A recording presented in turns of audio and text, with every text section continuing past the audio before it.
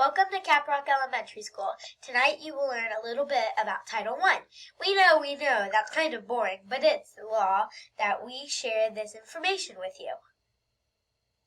First of all, we would like you to know a little bit about our school. We are a great school and care deeply about our families, students, and staff. There are 633 students who go to school here. So the law says that if a school gets money from the government under Title I, we must have a meeting. So welcome to this meeting. We are all required to tell you that we are part of a Title I school. Schools are identified by the percent of students who receive free or reduced lunch. Being Title I means that we get money, we have to spend it in certain ways, but we have access to many resources that non-Title I schools don't. For a school to receive money, we must prove that we are providing high-quality instruction and assessment. We also must provide and document all parent involvement opportunities, including all parent conferences. During parent conferences, we are required by law to discuss a parent involvement policy and a school-home compact. Man, do we have our ducks in a row or what? So what do we do with all this free money we get? We use it to buy people like aides and extra teachers. Everything goes back to the student so we can create the best school environment for our kids.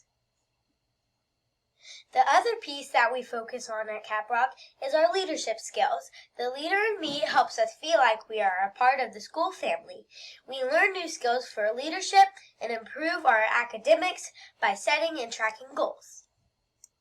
We learn about the 7 Habits of Happy Kids, which is adopted from a book called The 7 Habits of Highly Effective People.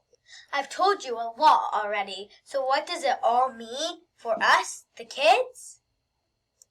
Basically, it means our school rocks. The teachers strive to determine the academic needs of each child to build up a partnership with you, the families, and provide extra assistance to students who need it or want it.